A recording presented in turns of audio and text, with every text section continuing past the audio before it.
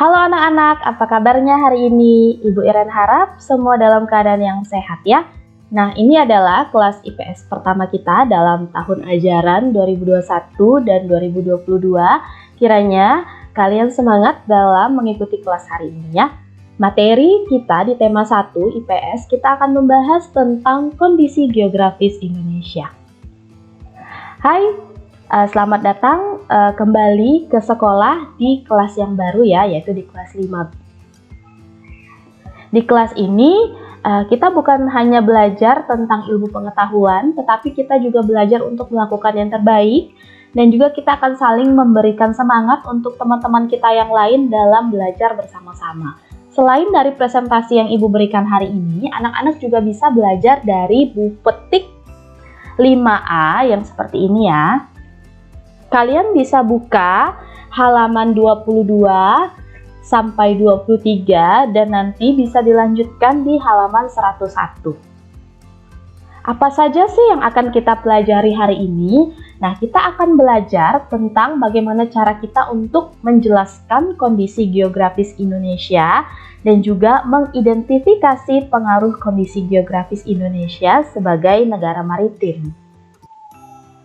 Materi hari ini berada dalam ruang lingkup kompetensi dasar, yaitu 3.1, mengidentifikasi karakteristik geografis Indonesia sebagai negara kepulauan atau maritim dan agraris, serta pengaruhnya terhadap kehidupan ekonomi, sosial, budaya, komunikasi, serta transportasi.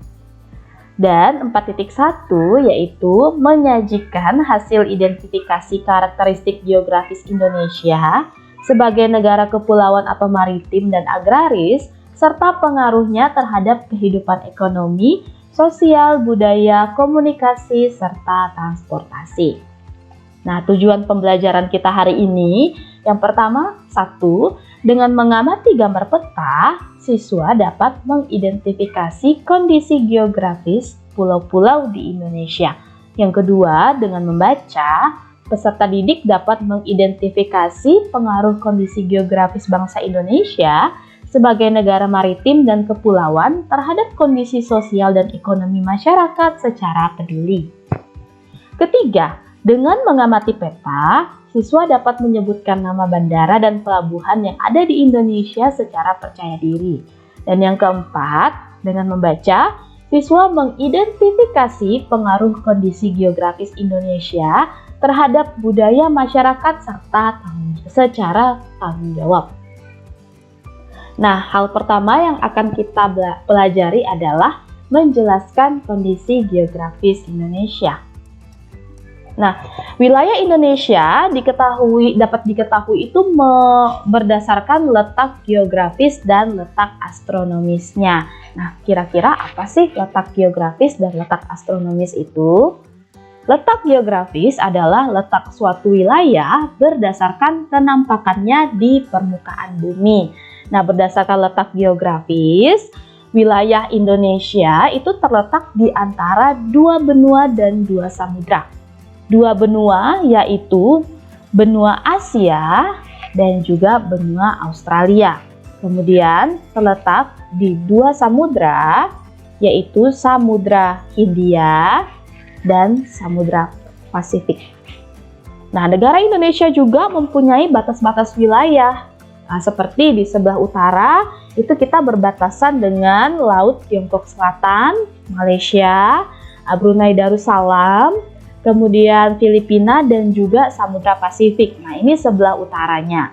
Nah, kemudian nanti di sebelah timur, di sini kita berbatasan dengan Papua Nugini dan juga Samudra Pasifik. Tetap ya, berbatasan dengan Samudra Pasifik di sebelah ini, sebelah timur.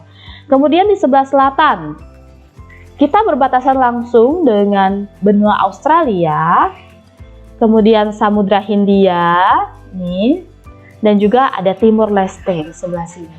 Nah, sebelah barat, Indonesia itu berbatasan langsung dengan Samudra Hindia dan juga benua Asia. Kemudian ada juga yang disebut dengan letak astronomis. Nah, letak astronomis itu adalah letak suatu wilayah yang ditunjukkan berdasarkan garis lintang dan garis bujurnya. Nah, Ibu akan perlihatkan garis lintang dan garis bujur. Sebelumnya, Indonesia itu berdasarkan letak astronomisnya terletak pada 6 derajat lintang utara sampai 11 derajat lintang selatan dan 95 derajat bujur timur sampai 141 derajat bujur timur. Berikut adalah gambaran dari garis lintang dan garis bujur. Kita mulai dari garis lintang. Garis lintang ini adalah garis yang membentang secara horizontal yang membagi bumi menjadi dua belahan, yaitu belahan utara dan juga belahan selatan. Nah, ini adalah garis lintang ya. Kemudian untuk garis bujur ini membentang secara vertikal atau tegak lurus yang menghubungkan antara kutub utara dan juga kutub selatan. Nah, untuk garis khatulistiwa ini dia melintasi Indonesia. Garis khatulistiwa melewati Indonesia tepatnya di kota kita, yaitu Kota Pontianak, Kalimantan Barat. Nah, garis khatulistiwa membuat Indonesia memiliki iklim tropis dengan 2 musim saja, yaitu musim kemarau dan juga musim hujan. Oke, nah ini Indonesia dikatakan sebagai negara maritim. Jadi negara maritim itu adalah negara yang memiliki wilayah laut yang luas. Jadi Indonesia itu dikenal sebagai negara maritim. Sebagai negara maritim, sebagian besar dari wilayah Indonesia itu adalah perairan. Jadi luas daratannya lebih kecil daripada luas perairan. Nah, kondisi yang seperti inilah yang memberikan pengaruh bagi kehidupan masyarakat dalam bidang-bidang tertentu. Nah, Indonesia juga disebut sebagai negara kepulauan karena Indonesia memiliki banyak sekali pulau, baik itu pulau yang besar maupun pulau yang kecil. Ini berdampak pada sebagian dari kehidupan masyarakat. Contohnya, nah ini ya, mempengaruhi dalam bidang sosial, budaya, dan ekonomi masyarakat juga loh, kondisi geografis Indonesia. Nah, kita akan belajar pengaruh yang pertama itu adalah pengaruh di bidang budaya. Nah, Indonesia ini dikenal sebagai negara kepulauan. Tadi kita sudah belajar Indonesia itu terdiri dari banyak sekali pulau. Awalnya, kondisi tersebut itu membuat penduduknya hidup terisolasi dan hanya berinteraksi dalam ruang lingkup yang sempit saja. Nah, oleh karena itu, hal itu mendorong terciptanya suku-suku yang ada di Indonesia. Nah, suku itu merupakan kelompok masyarakat yang hidup bersama di satu lingkungan. Jadi setiap suku itu punya ciri khas dan keberagaman budayanya masing-masing. Keragaman budaya itu bisa melingkupi kesenian daerahnya, kemudian tari tradisional, kemudian rumah adat, alat musik tradisional, serta senjata tradisional antara satu suku dengan suku yang lain pasti berbeda. Namun, keberagaman budaya tersebut merupakan kekayaan bangsa yang harus kita jaga dan kita lestarikan selalu ya. Nah, kemudian kita belajar pengaruh kondisi geografis Indonesia dalam bidang sosial. Nah, ini adalah peta Indonesia. Ayo kita ingat kembali letak geografis Indonesia ya. Berdasarkan letak geografisnya, Indonesia itu diapit oleh 2 benua dan 2 samudra. Nah, benuanya diapit oleh benua Asia dan juga Australia, dan kemudian berada di antara Samudra Hindia dan Samudra Pasifik. Nah, hal tersebut karena diapit oleh 2 benua yaitu Asia dan Australia serta Samudra Pasifik dan Samudra Hindia, hal tersebut membuat Indonesia berada di jalur perdagangan dunia. Jadi para pedagang dari mancanegara itu sering singgah dan berinteraksi dengan penduduk Indonesia. Nah, para pedagang tersebut membawa adat budaya dari daerah asalnya masing-masing kan. Nah, budaya-budaya mereka itu yang ikut bercampur dengan budaya asli yang ada di Indonesia sendiri. Oleh karena itu, pengaruh geografis ini juga berpengaruh dalam bidang sosial Indonesia. Nah, kita masuk ke dalam bidang transportasi. Jadi, bentuk wilayah Indonesia mempengaruhi alat transportasi yang digunakan oleh masyarakatnya. Jadi, alat transportasi itu biasanya digunakan itu menyesuaikan dengan kondisi geografis yang ada di sekitar.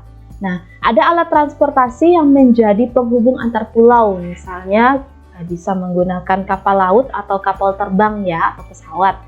Kemudian ada juga alat transportasi yang menghubungkan antara daerah di satu pulau, jadi bukan antara pulau dan pulau, tapi daerah dengan daerah, bisa menggunakan mobil, kemudian sepeda motor, bus, ataupun bisa menggunakan kereta. Tapi di Kalimantan sendiri kita belum punya akses transportasi dalam bentuk kereta ya. Nah, ada alat transportasi itu didukung oleh ketersediaan sarana yang memudahkan masyarakat untuk berpindah tempat. Misalnya kita punya misalnya ada pelabuhan, ada juga yang namanya bandar udara. Nah, salah satu contohnya adalah pelabuhan yang ada di Banten. Jadi ini menghubungkan antara satu pulau dengan pulau yang lain melalui sarana air ya, transportasi air. Pelabuhan yang ada di Banten itu disebut dengan Pelabuhan Merak. Nah, juga ada yang namanya bandar udara. Bandar udara ini yang menghubungkan antara satu pulau dengan pulau yang lain, bahkan sudah ada dari satu kota ke kota yang lain menggunakan pesawat ya. Salah satunya adalah di tempat kita, yaitu Bandar Udara atau kita singkat dengan Bandara Supadio yang ada di Pontianak, Kalimantan Barat. Nah, sarana dan prasarana transportasi ini akan memudah perpindahan mobilitas atau mobilitas orang dan sarana dari satu daerah ke daerah yang lain. Kalian bisa bayangkan kalau tidak ada transportasi yang memadai, kita tentunya susah ya, mau pergi saja kita sulit. Kemudian berpengaruh juga untuk bidang ekonomi. Nah, sebagai negara maritim, wilayah perairan Indonesia itu mempengaruhi kegiatan ekonomi penduduknya. Nah, kegiatan ekonomi biasanya itu menyesuaikan dengan kondisi geografis sekitar. Misalnya contohnya ini, untuk yang masyarakat yang ada di pesisir pantai itu biasanya memiliki kegiatan ekonomi, salah satunya itu sebagai nelayan, petani garam, atau juga petani rumput laut. Nah, salah satunya juga dimanfaatkan oleh warga sebagai untuk sarana jual beli, yaitu disebut dengan pasar apung. Jadi pedagang di pasar apung ini memanfaatkan aliran sungai yang ada untuk melakukan jual beli. Nah, juga masyarakat yang ada di daerah dataran tinggi. Nah, biasanya masyarakat yang ada di daerah dataran tinggi memanfaatkan perkebunan tehnya, mereka menjadi petani teh. Jadi banyak sekali perkebunan teh yang bisa kita jumpai kalau misalnya kita ada di dataran tinggi.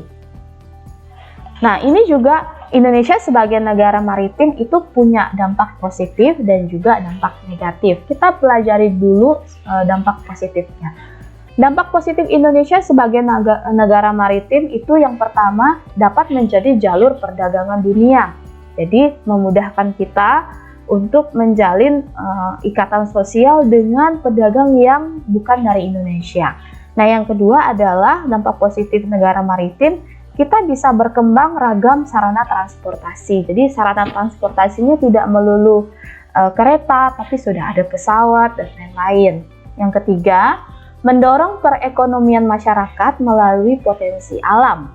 Keempat, budaya Indonesia itu semakin dikenal hingga mancanegara atau di luar negeri. Jadi bukan hanya di Indonesia saja budaya, tapi sudah dikenal sampai di luar negeri.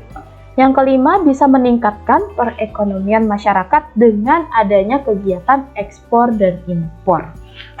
Namun ada juga dampak negatifnya. Yang pertama, Indonesia sebagai negara maritim itu dampak negatifnya yang pertama, persebaran potensi alam itu tidak merata. Jadi bisa saja dia di satu daerah saja, daerah yang lain tidak mendapatkan sumber daya itu. Yang kedua, karena dia potensi alamnya tidak merata, otomatis kepadatan penduduknya juga tidak merata. Ada satu pulau yang penduduknya padat sekali, ada yang penduduknya biasa saja. Nah, yang ketiga, hilangnya budaya asli Indonesia akibat pencampuran budaya asing. Hati-hati ya. Yang keempat, pembangunan tidak merata, dan selain itu bisa meningkatkan polusi dan pencemaran udara. Nah, materi kita hari ini berkaitan dengan salah satu ayat firman Tuhan yang terdapat di dalam Mazmur pasal 19 ayat 1-2. Langit menceritakan kemuliaan Allah dan cakrawala memberitakan pekerjaan tangannya. Hari meneruskan berita itu kepada hari dan malam menyampaikan pengetahuan itu kepada malam.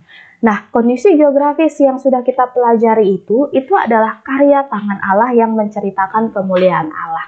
Jadi anak-anak, kondisi geografis baik itu ada dampak positif, ada dampak negatifnya, kita tetap harus mengucap syukur. Kita harus menyampaikan pengetahuan itu kepada setiap orang agar apa yang sudah kita pelajari sekarang tidak sampai di kita saja. Jadi pengaruh sosial, budaya, ekonomi yang masih harus diperbaiki, kita bisa perbaiki lewat pengetahuan yang sudah kita dapatkan dan juga firman Tuhan yang sudah kita pelajari terus-menerusnya ya.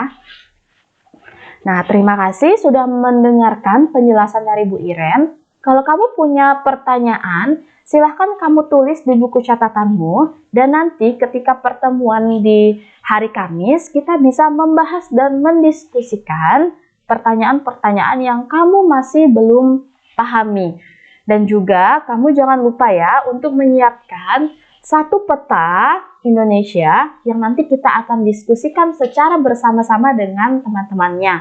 Di situ, kamu pilih salah satu pulau besar yang ada di Indonesia, kamu cari dan identifikasi suku apa saja yang ada di pulau itu, kemudian keanekaragamannya, kemudian kenampakan alamnya, dan lain-lain yang ada di pulau yang kamu pilih itu. Baik, kita akan bertemu nanti di kelas IPS. Terima kasih, Tuhan Yesus memberkati.